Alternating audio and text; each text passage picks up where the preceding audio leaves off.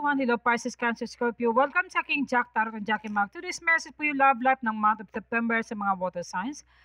I hope rin si you guys, if not maybe next time, will resonate po you. Pawang kabay lamang po ito na sa taas ng ating pagtiwala sa ating Panginoon at be reminded po sa aking mga readings.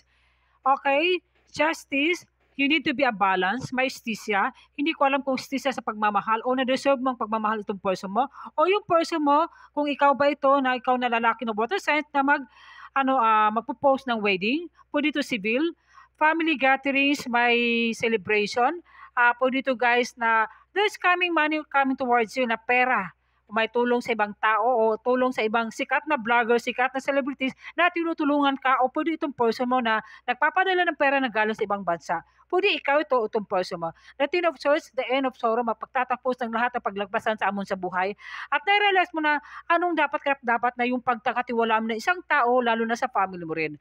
Trust each other, trust instinct, trust intuition, trust each other na kailangan magtiwala kayo sa isa sa pagmamahal mo o sa mahal sa person mo. Ito yung message from me person. I feel you leaving me behind me.